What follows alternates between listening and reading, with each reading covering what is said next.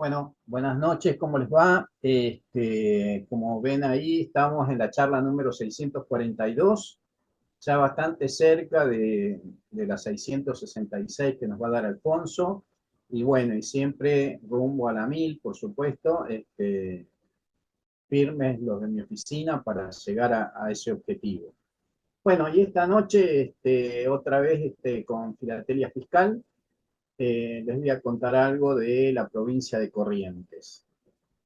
La provincia de Corrientes, para que se ubiquen, es una provincia mesopotámica, justo la que está en el centro de la Mesopotamia. ¿eh? Es una provincia que se caracteriza, entre otras cosas, bueno, por el chamamé como música, eh, porque, bueno, tiene una larga historia. eh, ¿Cómo se llama? Y entre otras cosas, además, por supuesto, del castellano, también se habla el guaraní porque tiene mucha influencia del Paraguay, de Misiones, ¿eh? Y entonces también ahí se habla guaraní, entre otras cosas. Y desde el punto de vista de la historia filatélica, tiene, digamos, el honor de haber sido el lugar donde se imprimió, o se emitió, mejor dicho, la primera estampilla en nuestro territorio, que es ese sello que vemos ahí con la cara de Ceres, que es una especie de imitación de las estampillas francesas, bastante más modesta, por supuesto. ¿eh? Pero bueno, en el año 1856 se emitió esa estampilla de un real y la provincia siguió emitiendo sellos propios hasta la década de 1880. Allá por 1879 emitió un sello similar, pero en color blanco, como ese que vemos ahí, y ese era para, ¿cómo se llama? Era un sello fiscal. ¿Mm? Y bueno, y se lo reconoce, bueno, por el color blanco y además tiene varias firmas distintas que son reconocidas. Este, y bueno, es lo que hay. Nunca lo he visto en documento. Sería muy lindo conseguir un documento de esos sellos, pero bueno, en general digamos, se los encuentra así sueltos, ¿no? Pero bueno, no es de esto que voy a hablar hoy, sino que voy a saltar un poco porque hoy voy a hablar de un tipo especial de sellos que se empezaron a imprimir en 1909 y que son los sellos de control de impuestos. Vamos a ver de qué se trata esto. Bien. Vemos acá, bueno, una de las cosas que les quiero mencionar en esta charla que eh, va a ser un buen ejemplo de lo que es hoy en día todo este proceso de descubrimiento que estamos llevando adelante, porque yo no sé si en otros países habrá ocurrido lo mismo, pero luego de la década de 1920, la filatelia fiscal fue abandonada y entonces, digamos, se perdió toda la historia fiscal y hoy en día, bueno, a medida que se van encontrando archivos o documentos sueltos o lo que sea, se va reconstruyendo paulatinamente la historia de cada lugar. Yo creo que hay muchas, desgraciadamente, muchas cosas que se han perdido definitivamente, que nunca se van a poder terminar de reconstruir, pero dentro de lo posible uno trata de reconstruir lo más que puede. Y acá yo lo que les voy a contar respecto a estos sellos es cómo fuimos avanzando en los últimos años este, para reconstruir un poco la historia fiscal de la provincia de Corrientes, bueno, entre otras, ¿no? Y que, como van a ver, sigue siendo todavía una construcción parcial. Bueno, vayamos al grano. 1909, la provincia de Corrientes, así como muchas provincias, tenía dos tipos de sellos fundamentales. Después por ahí puede haber algunos otros sellos de uso específico, pero hay como dos grandes líneas en los sellos que emiten las provincias. Uno que es lo que se llama los timbres de ley de sellos o de uso general, que vendría a ser este que está acá en el medio, ¿eh? Que si ustedes se fijan lo puse al lado de un sello nacional, para que vean la similitud, porque en realidad estos sellos se los imprimía Casa de Moneda. Casa de Moneda imprimía estos sellos nacionales y con la provincia se ve que durante varios años le imprimió también los sellos y si uno lo compara se da cuenta, por ejemplo, el valor facial es exactamente el mismo, la misma tipografía, el marco, el tamaño, el papel, o sea, son sellos que tienen formato similar justamente porque los imprimía Casa de Moneda. No así este otro sello que vemos acá a la derecha, sello de control de impuestos, que en este caso la provincia lo mandó a imprimir por una imprenta particular. Bien, estos sellos, que son dobles, se utilizaban, como bien lo dice el nombre, para el control de impuestos. En ese caso, fíjense que ahí mismo menciona qué impuestos se cobraban a través de estos sellos. Las patentes eran los impuestos que pagaban, por ejemplo, los comerciantes, los fabricantes, los profesionales. También contribución directa, que venía a ser el pago sobre territorial, y las guías de ganado. Esos tres tipos de impuestos se pagaban con estos sellos. Los sellos son dobles y el talón, o sea, cuando una persona pagaba el impuesto, el original se adhería en el recibo que se llevaba el contribuyente y el talón, como dice ahí, quedaba en la oficina recaudadora en un duplicado del recibo.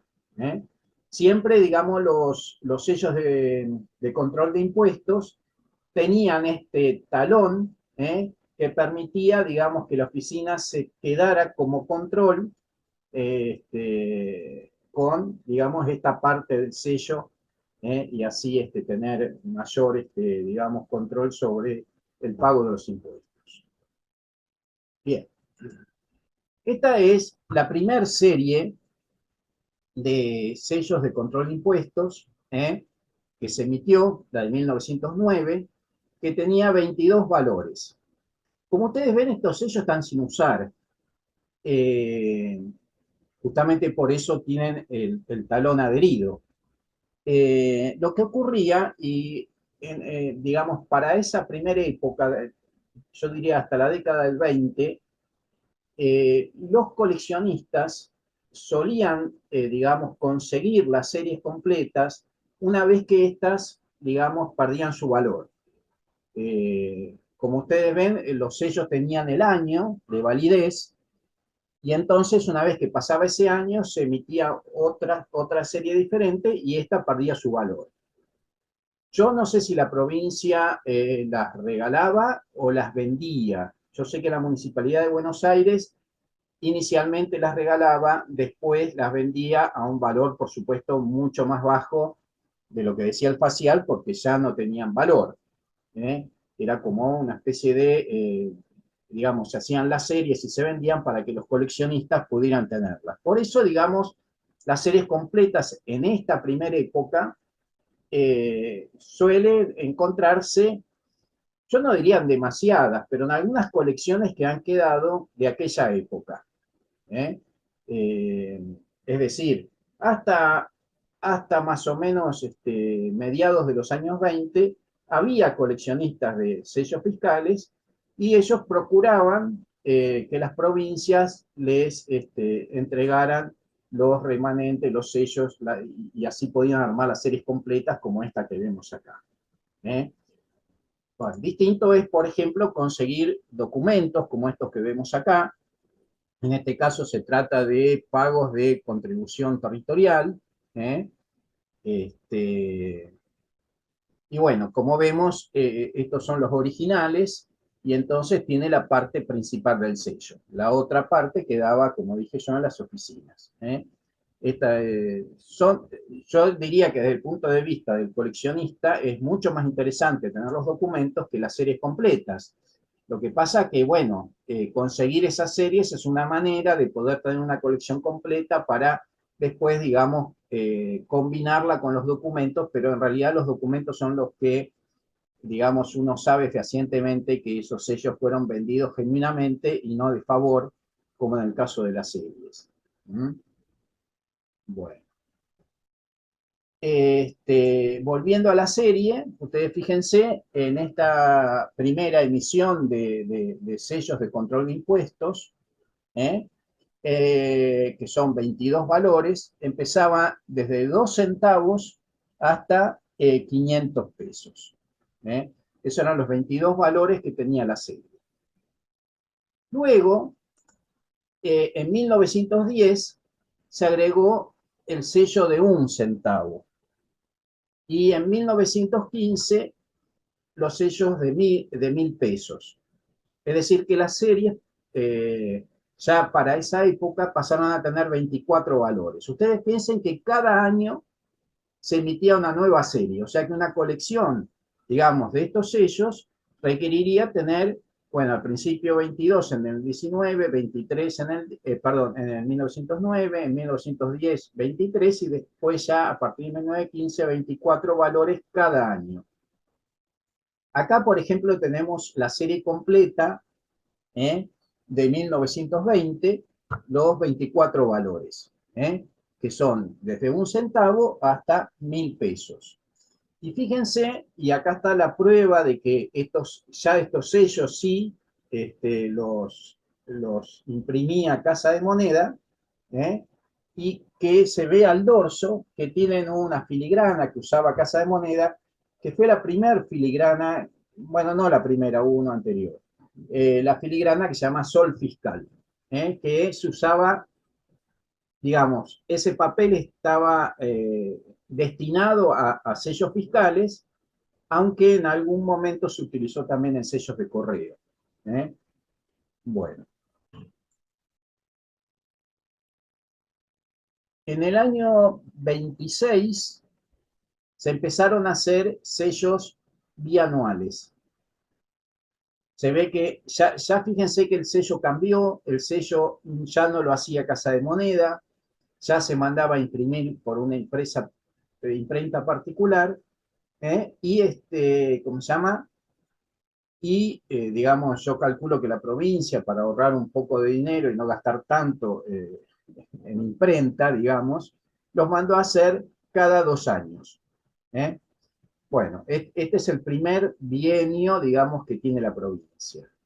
Bueno, también en un recibo de contribución territorial. Yo hay una cosa que me llama la atención en toda la documentación que tengo. Yo, digamos, esta primera parte la voy a saltar y voy a ir ya después a la década del 40 y del 50, pero todos los documentos que tengo, todos son de una localidad que se llama Curuzucuatiá.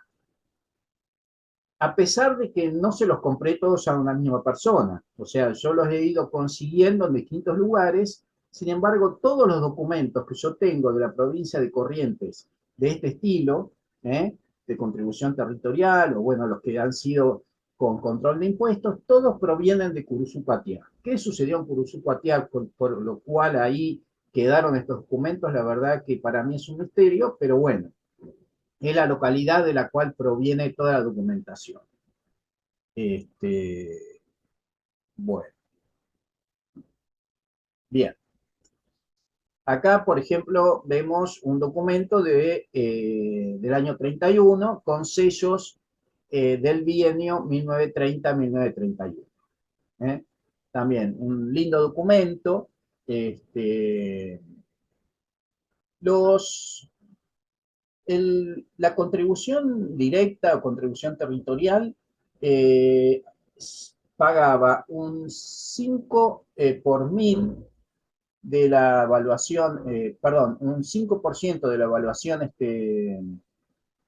no, un 5 por mil de la evaluación fiscal más un 1% adicional, y en este caso vemos que además pagaba un adicional de 2, no, 2 por mil, sí, 2 por mil, perdón, de baldío, por ser un baldío. O sea que los terrenos que no, ¿cómo se llama? Que no se utilizaban o que no estaban ocupados, pagaban un valor adicional. Bueno, y voy ahora a la parte, digamos que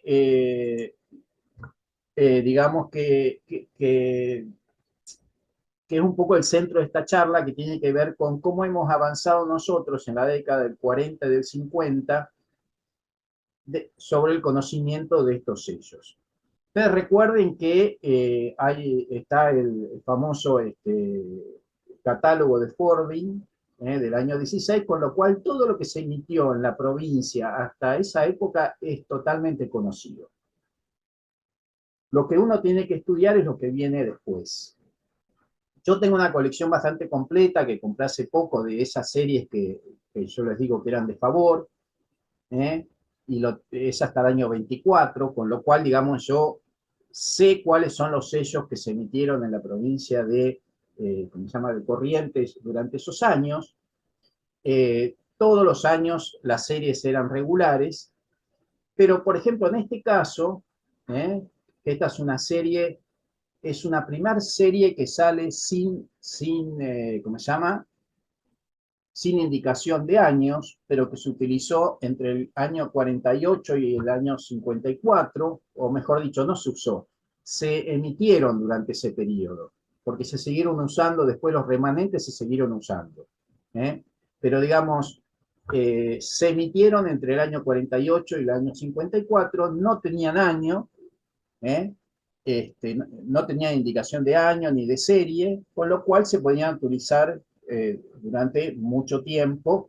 Como veremos después en algún documento de los años 60, todavía se siguen usando estos documentos, estos sellos. Ya estos sellos no se consiguen de favor, no se conseguían de favor, con lo cual, digamos, el hecho de poder conseguirlos significa poder descubrir algún archivo, alguna acumulación que permita obtener todos los sellos. Bueno, y acá empieza un poco el tema de mi investigación, ¿no?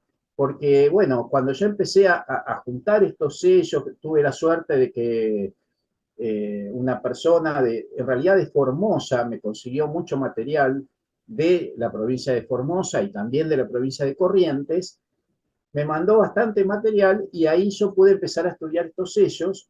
¿eh? Y una de las cosas que, digamos, que me sorprendió mucho es que si ustedes observan la serie, son exactamente los 24 valores que la provincia, ¿cómo se llama?, estaba emitiendo desde 1915, cuando sacó el sello de 1.000 pesos. Es decir, tenemos los 24 valores entre 1 centavo y 1.000 pesos. Con lo cual yo me sorprendí porque en realidad ya para esta época en la Argentina había habido inflación, entonces era un poco llamativo que la provincia no haya sacado otros valores un poco más altos, pero como coincidía perfectamente la misma serie con los mismos valores, el dibujo, fíjense que es similar, yo estaba bastante convencido de que esto era lo que se había emitido. Y incluso lo único que yo podía, digamos, consultar como bibliografía era, digamos, más avanzada de estos años, era el catálogo de Ackerman, que varias veces lo he mencionado. Ackerman, un investigador inglés que sacó un catálogo de la República Argentina en varios tomos, y de las provincias fue, digamos, relevando todo lo que él conocía. Ahora, vamos a ver que de este periodo es muy escaso lo que él pudo conocer. Acá, por ejemplo, tenemos lo que vendría a ser de esta época de Ackerman. Fíjense, si nosotros nos fijamos, el último bienio que él menciona es del año 44-45, y ya después menciona los sellos sin datar, que son justamente estos, el último que está acá, que son los que yo acabo de mostrar la serie. Sin embargo, fíjense, acá aparece un sellito que de un bienio posterior. Es decir, Ackerman pudo, digamos, registrar hasta el año 44-45 y se ve que no conoció el año 46-47. Bueno, esto nos muestra un poco la dinámica de cómo se va dando el tema este del descubrimiento, ¿no? Porque, digamos, en realidad yo diría que Ackerman fue, digamos, quien inició el estudio y lo hizo con todo el material que pudo conseguir.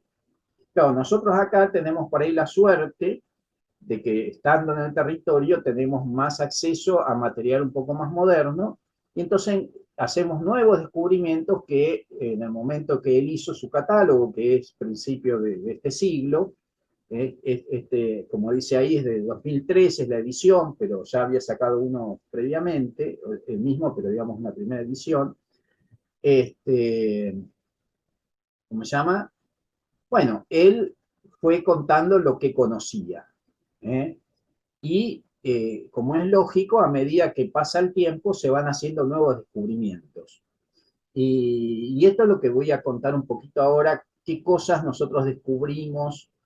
Cuando digo nosotros es porque siempre, digamos, lo incluyo en este trabajo a mi amigo Ernesto López, que yo siempre lo menciono, con el cual intercambiamos mucha información. De hecho, yo le mandé el listado que tenía y él me agregó algunos valores más, porque, bueno, esto se va consiguiendo en forma parcial. Bien.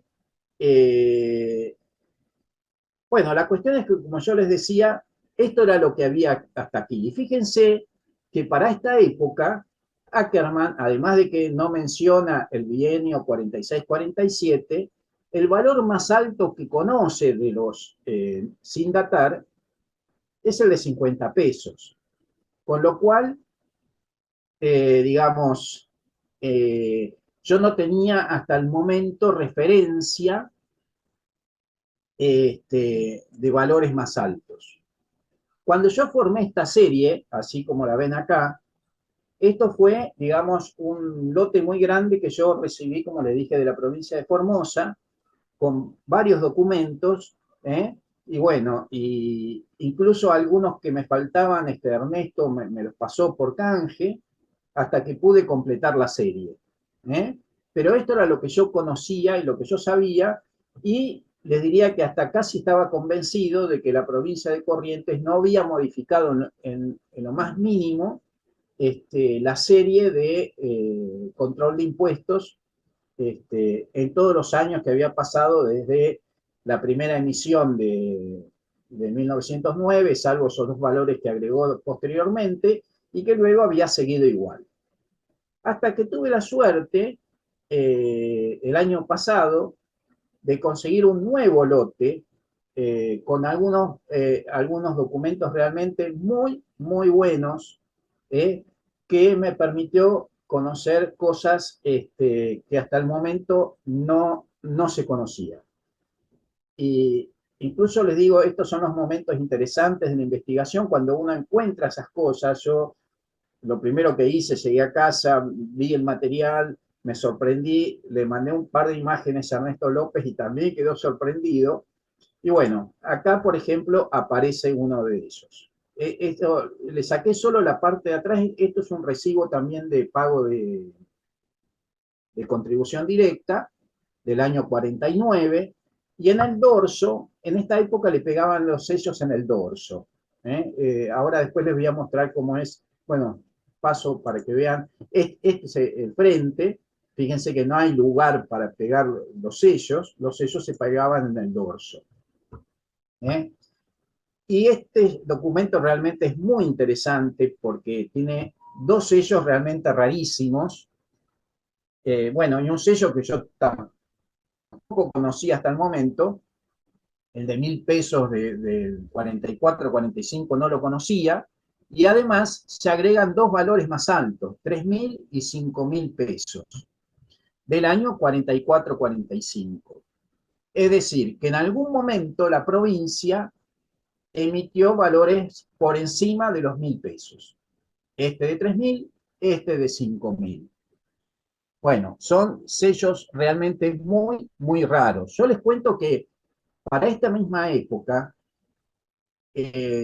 los sellos de, ¿cómo se llama?, de nacionales, llegaban solo hasta 5.000 pesos si hay uno de 10.000 pesos, que no se hacía todos los años, pero que en algún año se hizo uno de 10.000 pesos. Yo tengo uno de 5.000, pero son sellos rarísimos, muy, muy raros. Fíjense ustedes, para ver, digamos, lo poco que se usaban estos sellos. Nosotros acá tenemos en el año 49 el sello que fue emitido en el año 44, o sea, habían pasado 5 años, y por ejemplo, del sello de 5.000 pesos, solo se habían usado 338 sellos, y del de 3.000, 450 sellos. Como ustedes ven, es un uso muy escaso. Por eso, digamos, es muy difícil conseguir estos sellos. Prácticamente yo no he conocido otros. En cambio, si ustedes comparan con el de 1.000 pesos, ¿eh? Ya se habían usado 8.200, o sea, tiene un uso mucho mayor. Y si vamos a valores bajos, qué sé yo, el de 8 pesos, 24.000. O sea, evidentemente los valores altos son los más escasos, pero los de 3.000 y 5.000 pesos son realmente sumamente escasos. Y hasta ahora, desde que yo encontré estos documentos, no aparecieron otros. Bueno, no sé, en cualquier momento pueden aparecer. Hay otra cuestión interesante en este documento, que es el hecho de que, ¿cómo se llama? Los sellos que todavía tienen bienio, tanto el 44 al 45, como después vamos a ver los del 46-47, tienen pie de imprenta. ¿Eh? Esto nos indica que, bueno, la provincia había contratado a una imprenta de nombre Tamburini. La verdad que traté de buscar información sobre Tamburini y no encontré nada. Sé que hay un arquitecto en Córdoba muy conocido que se llama Tamburini, pero no sé si tiene relación con esa familia.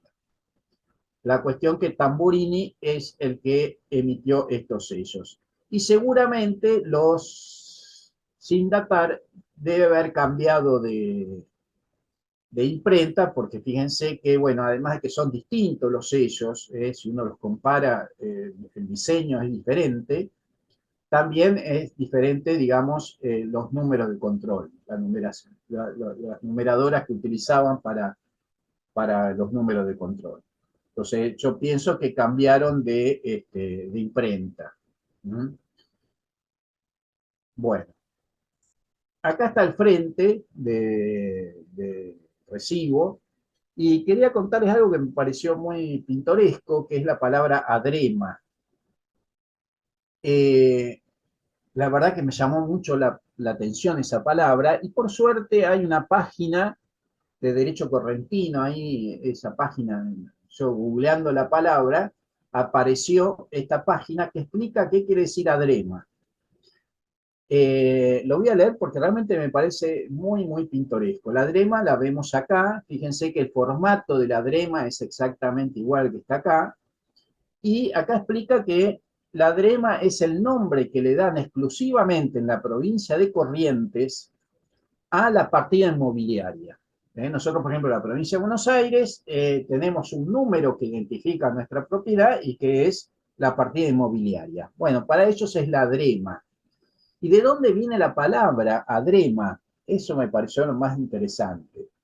Bueno, dice porque en la oficina de catastro, ¿eh? donde se registraban los inmuebles, había una máquina de escribir cuya marca era adrema. Y entonces, por costumbre, le quedó esa palabra, digamos, a la partida inmobiliaria. ¿Mm? Fíjense ustedes cómo la provincia toma un nombre de una marca, de una máquina de escribir que utilizaba. ¿Eh? Y lo oficializa, porque le ponen el recibo, digamos, ¿cómo se llama? De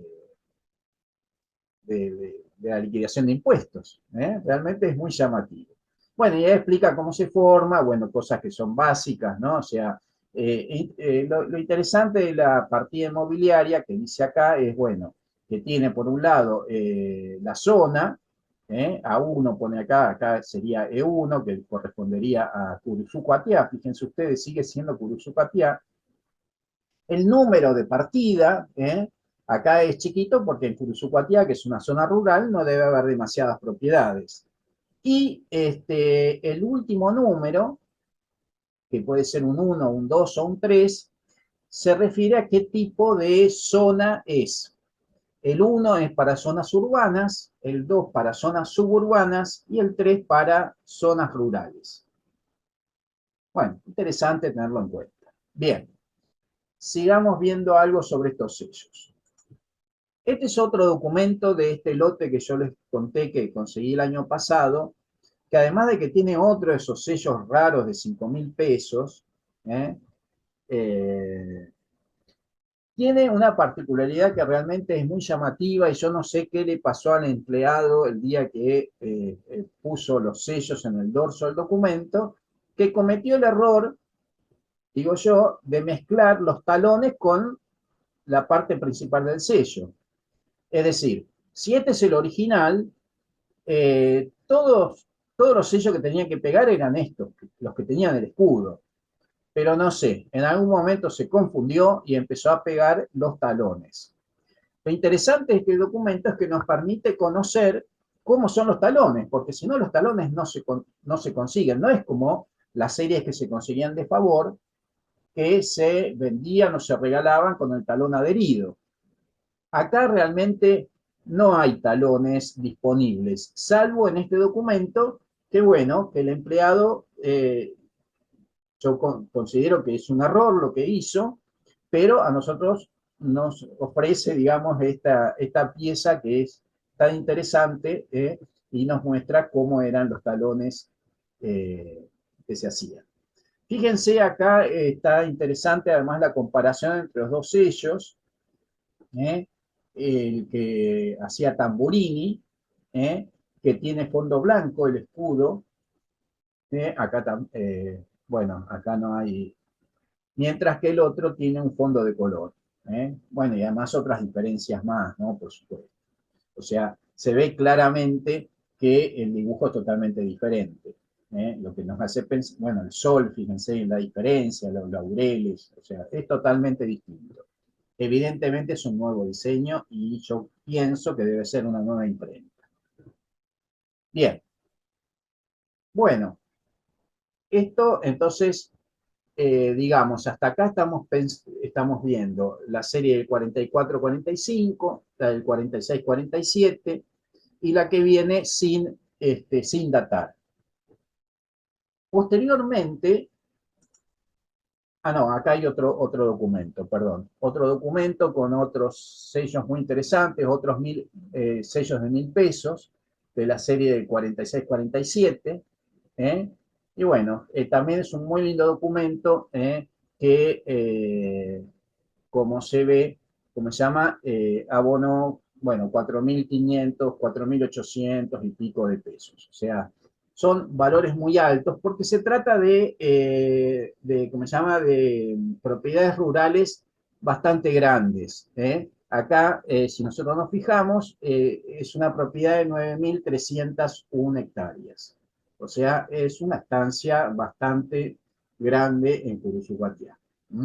Por lo tanto, se paga bastante. Ojo que esto es una de las cuotas, porque se pagaban dos cuotas.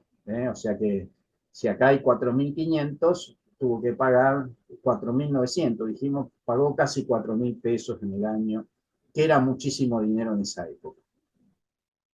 Bien. Esta es del año 1950, como vemos que para nosotros en su momento se declaró año del Libertador General San Martín, porque era el centenario del fallecimiento del General San Martín, y se había establecido que todos los documentos tenían que tener esa leyenda. Bueno, sigamos adelante. Y acá aparece una primera serie emitida por Casa de Moneda, una primera serie, digo, para esta época. Bueno, acá, ¿qué pasa? A mediados de la década del 50, Casa de Moneda de la Nación se hizo cargo de imprimir los sellos de casi todas las provincias. Hay algunas provincias que no, como la provincia de Buenos Aires, que siguió emitiendo sus propios sellos. Entre Ríos también empezó a emitir, siguió emitiendo sus propios sellos, pero casi todas las otras provincias le encomendaron a Casa de Moneda, o Casa de Moneda, digamos, tomó el encargo de imprimir los sellos de las provincias.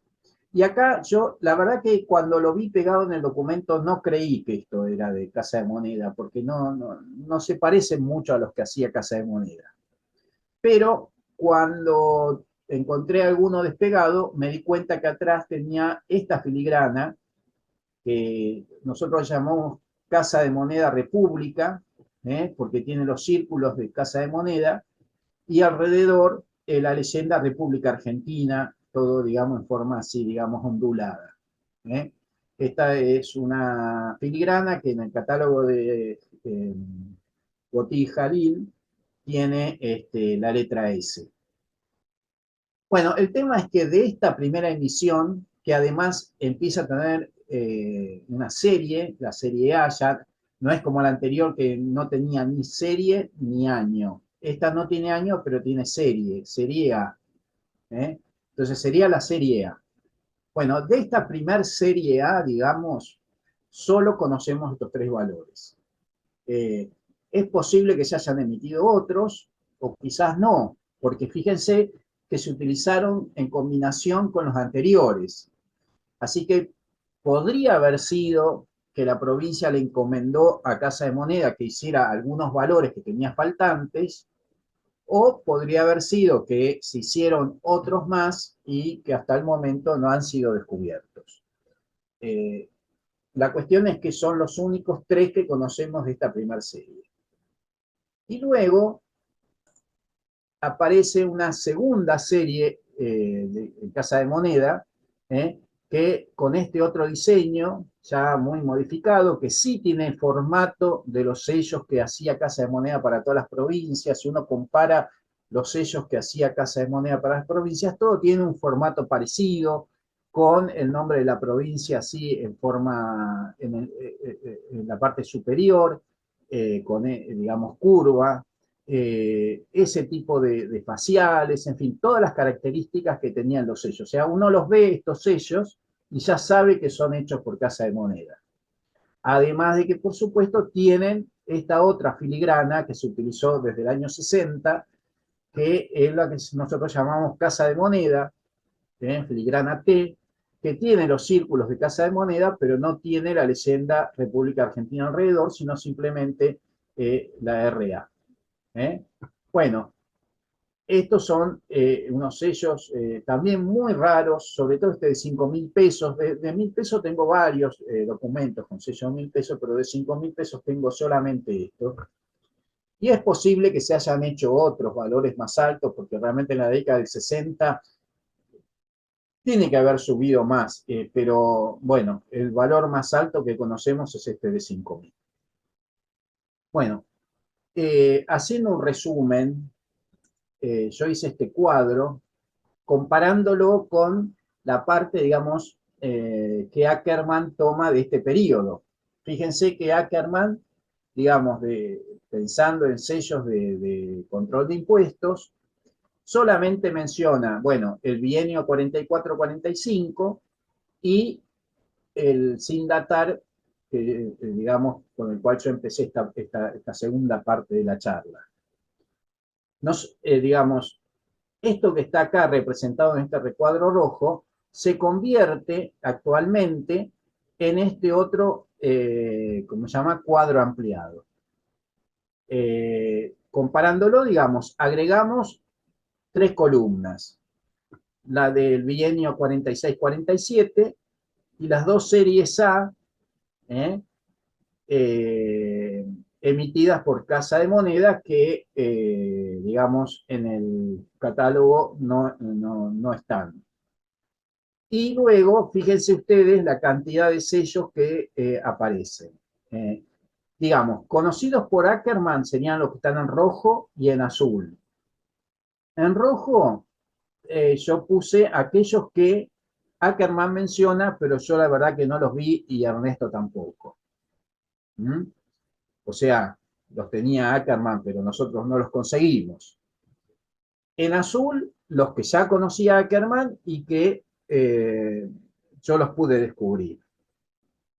Y en verde, los nuevos que, digamos, que pudimos agregar a partir de, digamos, de las nuevas hallazgos que hay en nuestras colecciones, en mi colección, porque los que están en verde son los de mi colección. Y luego, en negro, yo puse los que me agregó Ernesto cuando yo le pasé el listado y él me dijo los que tiene y que yo desgraciadamente no tengo. ¿Eh? Si uno se fija en el cuadro, es evidente que hay valores que todavía no conocemos, que faltan. ¿Eh? Por ejemplo, en el bienio 46-47 hay bastantes faltantes. En el 48, en el sin datar, bueno, está toda la serie, digamos, completa hasta el 1000. La pregunta que uno se hace es, ¿se hicieron sellos de 3000 y 5000 de esta serie? ¿O como había mucho remanente de estos del año 44-45, que ustedes vieron que se utilizaban todavía en el año 49, quizás quedó mucho remanente y entonces no lo volvieron a hacer? La verdad que no. Yo después de esta serie ya no encontré más de 3 y 5000. Sí encontré todos los años, en todas las series, de 1000. ¿Eh? Pero de 3000 y de 5000 encontré estos. Y recién aparece el de 5000 en la década del 60. Bueno, acá seguramente faltan sellos, seguramente. ¿Eh? Hay algunos huecos que, bueno, con el tiempo aparecerán. Y yo estimo que tiene que haber valores más altos de 5000 pesos porque en la década del 60 realmente, por ejemplo, a nivel nacional había sellos hasta 100.000 pesos. ¿Eh? No puede ser que acá solamente se hubieran hecho de 5000 pesos. Así que bueno, este sería el estado de la cuestión hasta el momento y bueno, y siempre esperando que aparezca nuevo material y que uno pueda seguir avanzando en este tipo de conocimiento. Bueno, muchas gracias, la charla fue corta, eso estimo yo. Les agradezco su presencia y bueno, y cualquier pregunta que me quieran hacer, veré si la puedo contestar. Gracias. Muchas gracias, Miguel, por la Eh, presentación de hoy también. Sobre todo, muchas gracias por darla hoy. Así que, bueno, que de la nada que te avisamos si era posible una charla hoy. Así que doblemente las gracias por la presentación y por colaborarnos en la fecha del día de hoy. bueno, Si no, tienen alguna pregunta o comentario para Miguel, por mientras... Ahí está, Jorge. Sí, gracias Miguel. Muy interesante charla que entré un poquito tarde, pero siempre me gusta preguntar esto cuando veo material como el tuyo, que es material fiscal. Eh, varios temas, incluso en México hay mucho material de yo no colecciono nada ni conozco mucho, ¿sí? Pero siempre me llama la atención que se coleccione un material que se adhiere generalmente, como tú lo dijiste, a documentos oficiales de pagos de impuestos y demás. Eh, ¿Qué tan amplio es ese tema? Porque tú ahorita acabas de mencionar que pues, ha estado limitado, ¿verdad? Y yo también lo he visto limitado, pero cuando ves documentos antiguos o de libros que en muchos casos, supongo que por allá hacen lo mismo que aquí en México, que se adherían a las facturas, se adherían a las escrituras, etcétera, documentos así, donde se pagan los impuestos. ¿Qué tan amplio es el tema? Aquí es sumamente amplio, pero es muy poca la gente que lo colecciona. sí, a ver, si tu pregunta apunta a qué tan amplia hay en cuanto al material disponible, yo diría que es enorme e inabarcable. Casi te diría inabarcable. Eh, y aparece bastante material. El tema es que sobre todo de las últimas décadas, está muy incompleto. Por ejemplo, yo en este caso, esta es una colección chica de alguna manera. Yo, si quisiera presentar esta parte, sería una colección de un marco.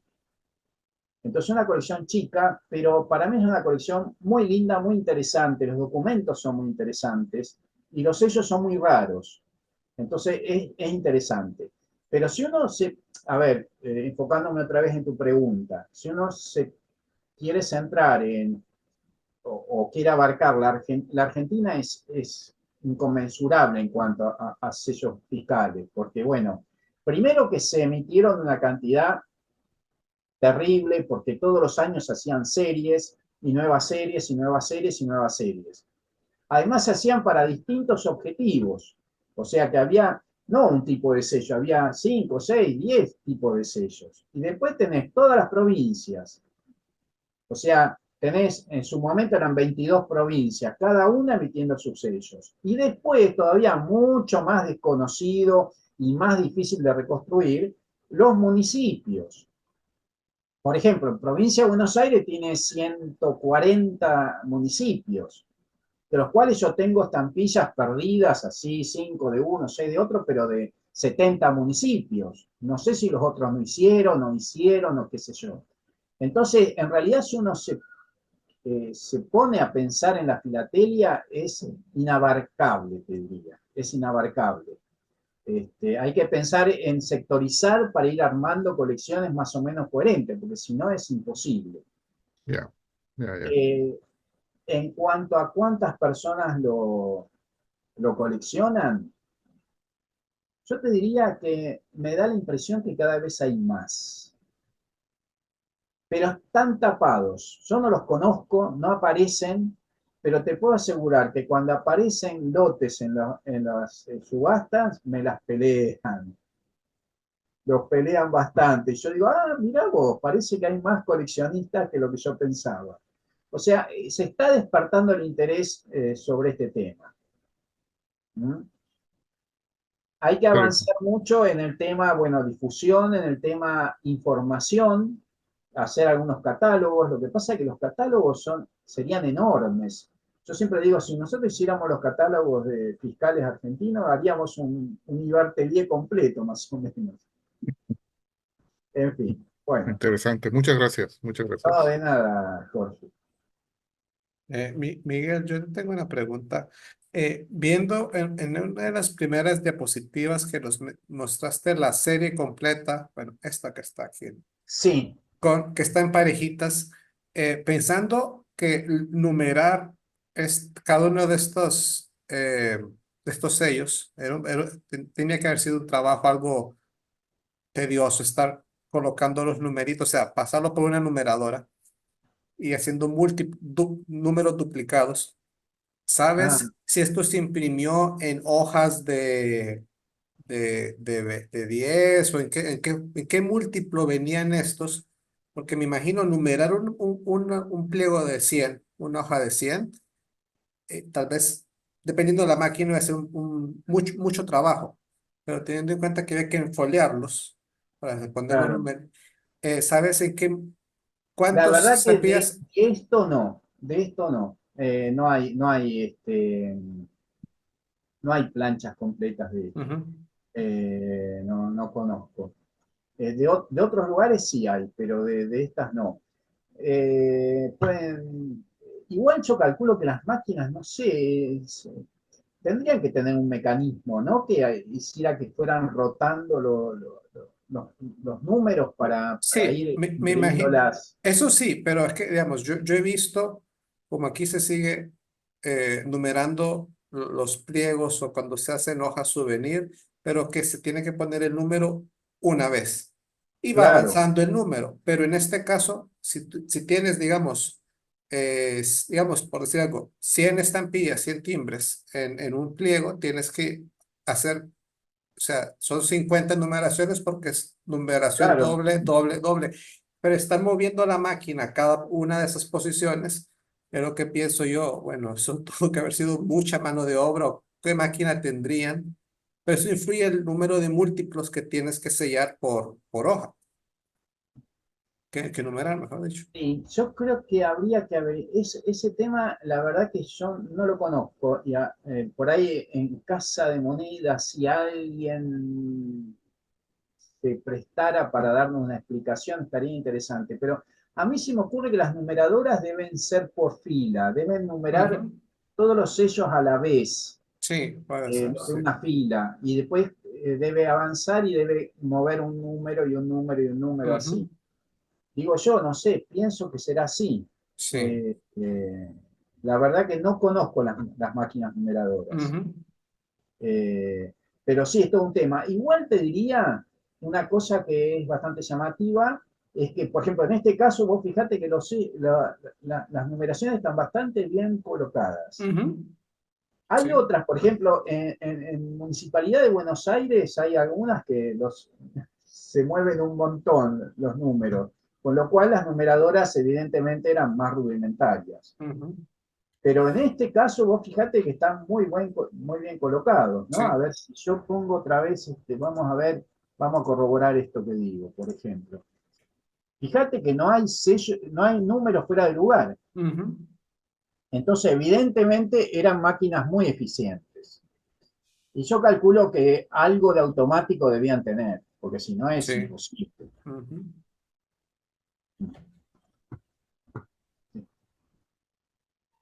Ustedes no lo No, están viendo, no, ¿no? todavía no. Perdón, perdón. A ver, no, no, es que hice mal, perdón. Toqué mal. Ahí, ahí está. Muy bien, sí, sí, se ven muy bien alineados, o sea, muy bien Uy, centrados, sí. O sea, es sí, un muy buen pasó. trabajo Mm. de numeración, pero solo pensando que dependiendo de la máquina era bastante trabajo Sí, no, hacer. pero esta evidentemente era muy buena, porque fíjate que los números están muy bien Ujú. colocados. Sí, ok. Muchísimas gracias, Miguel. Igual tu pregunta es interesante porque vos fíjate cuántas cosas que uno no se le ocurrió pensar y que están dentro de lo que podría llegar a ser la investigación, ¿no? Ujú. De este tipo de cosas. Eso es interesante. Mm. Ok, ¿alguna otra pregunta o comentario para Miguel? Mm, No miro más manos en alto, así que nuevamente, Miguel, felicidades. Muy interesante la charla. Bueno, muchas gracias. Gracias a ti. Y Yo el solo día de quiero mañana, comentar que me encantó lo de Adrema. Me parece lindísimo. A mí también, lo comenté porque la verdad que me pareció tan pintoresco, tan pintoresco. Además que lo hayan adoptado oficialmente, porque no es que por costumbre le decimos la Drema. No, no, la provincia llama a Drema digamos, al número de la propiedad. No, es increíble, es increíble. Sí, Juan Pablo, realmente es Eran, llamativo. eran unas máquinas alemanas, tengo entendido, ¿no? Sí, debía Que ser, sí. establecían la dirección o algo por el estilo. Mm. Ahí decía máquina de escribir. ujú, Ok. Probablemente eran las que escribían la dirección o la Claro, ubicación de la propiedad. sí, sí, Sí. sí, algo así. ya había Bien. dicho y el día de mañana, así que solo voy a